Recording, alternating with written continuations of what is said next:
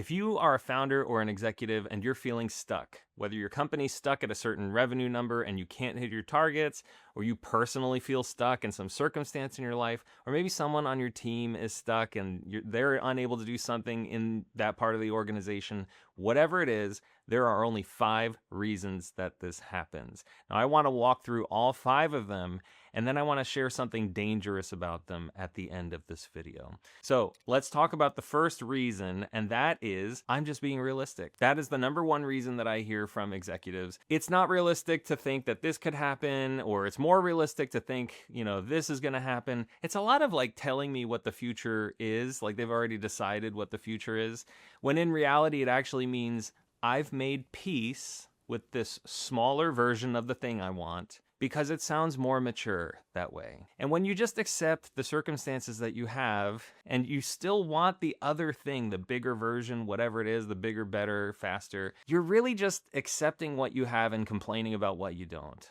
So you have to decide, either be comfortable with what you have and stop complaining, or get everything out of the way that makes you comfortable with the results that you're getting. Reason number 2, I'm keeping my options open. Now, this is such a difficult one because executives love having options. They love mitigating risk. They love knowing that if A doesn't work out, they have B. And they want the fewest number of constraints possible. But I am here to tell you, high performance depends on highly constrained options. You really want to reduce the number of your options, not have too many options, because then you'll have option paralysis. What this really gets at is like you have this notion that if this doesn't work out, I can go do that. Stop it. Burn the ships, all of the metaphors. It's not about options. It is about promises and making a vow. Get more constraints. Number 3, I'm not ready yet. This is such a popular reason because it's saying is I know what I want to do. I just don't have enough of whatever. It's like a scarcity mindset. What it really means is I want certainty before action. I don't want to take the risk. I want to know that if I put $1 in this box, I get $1.15 out of the box.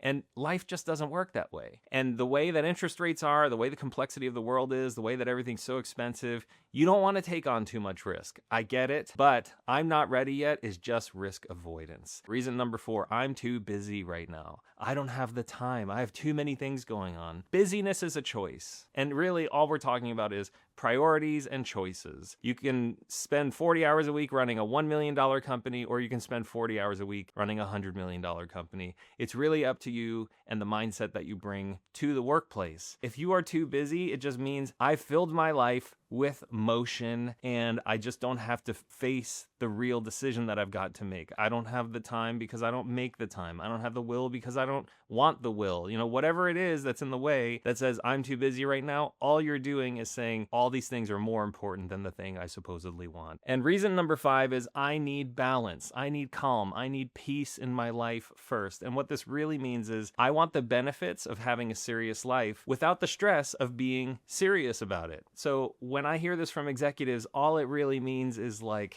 I just don't really want to do this because it's not about stress. You're already in a high stress role. You're already choosing the difficult path if you're an entrepreneur. What is it about balance and calm and peace that you seek? Really, you just want to say, oh, I have something else that's more important than the thing I need to do right now. And calm and peace and balance, that just is socially acceptable today. But it's not true. You're not telling yourself the truth. And that gets to the danger of all of these 5 things that I alluded to in the beginning. They're excuses. But you have a powerful mind. You have a powerful will. And you might have read in the Steve Jobs biography about the reality distortion field. Executives and founders have this incredible ability to take an excuse and turn it into wisdom or make it sound like wisdom. What you're doing is just excusing the behaviors that prevent you from getting to your destination. Whatever milestone that you want to hit, you are getting in your own way. And you are allowing the reasons for that to sound like wisdom instead of what they really are, which is excuses. That is the danger of these 5 reasons. They all sound very rational. They all sound very acceptable.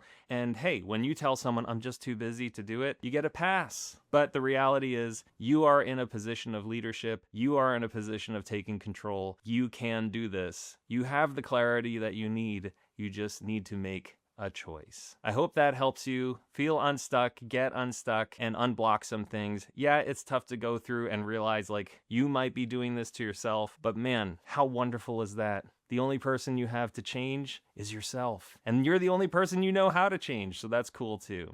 All right, I hope that helps. Let me know if it did.